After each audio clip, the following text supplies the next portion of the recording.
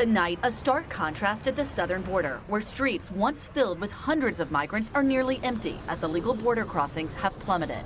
Now, fewer than 2,000 migrants are crossing the border illegally per day, down from 4,000 in May and a staggering 8,000 daily Border Patrol apprehensions in December.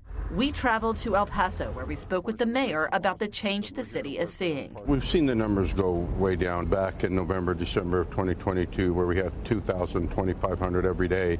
Now we're averaging under 400. So the sharpest decline he noticed was this June. This action will help us gain control of our border. When President Biden announced new asylum restrictions. For Texas Governor Greg Abbott, the decline means fewer migrants to fill buses he has been promising to keep sending to blue cities like Chicago, New York, and Denver. Those buses will continue to roll until we finally secure our border. Despite that promise just last month, we've learned that because that flow of migrants is drying up, Governor Abbott has been having a hard time filling those buses he once sent daily from right here to those blue cities. We spoke with city officials from 6 cities who at one point were receiving thousands of migrants from Abbott's buses. They tell NBC News they haven't received a bus in weeks. In New York, they told us they've gotten no buses from Texas since June. For Philadelphia and Washington, D.C., it's been even longer. No Abbott buses since December. The Biden administration says that drop is a direct result of the executive action. Immigration experts also point to increased arrests made in Mexico, which NBC News was first to report.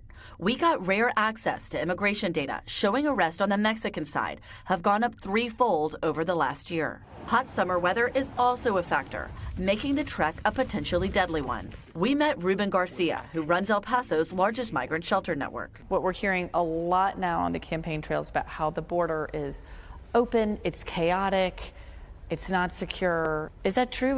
Is this chaos down here?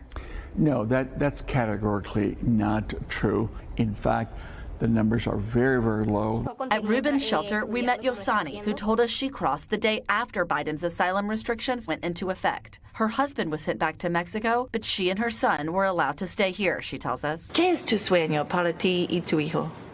Bueno, mi sueño sería... She says her dream is to be reunited with her husband and to keep her son in school in the U.S.